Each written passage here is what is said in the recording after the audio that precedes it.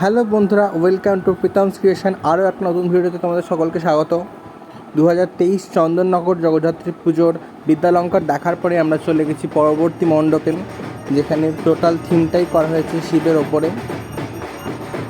সামনে অপূর্ব বিশাল প্রতিমা, এবং এই মণ্ডপে একটা ইউনিক ব্যাপার, এখানে সাজটি পুরোপুরি তৈরি করা হয়েছে কাগজ দিয়ে।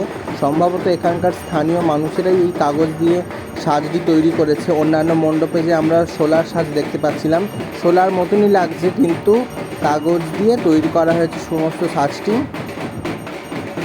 অপূর্ব সুন্দর প্রতিমা, বিশাল আকৃতির প্রতিমা,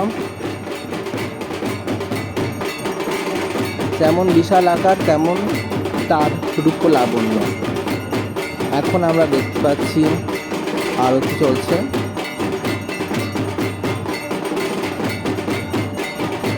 সন্ধ্যা আরতি চলছে এখন।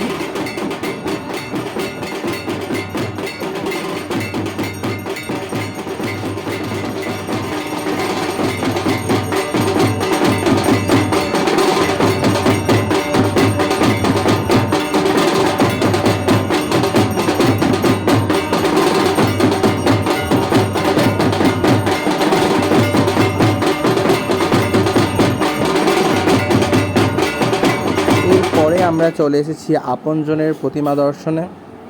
আপনজনের প্রতিমাও অন্য সকল বাড়ির মতো খুব সুন্দর করে প্রতিমা, তোমরা দেখতেই পাচ্ছ। অপূর্ব সুন্দর মুখমণ্ডল।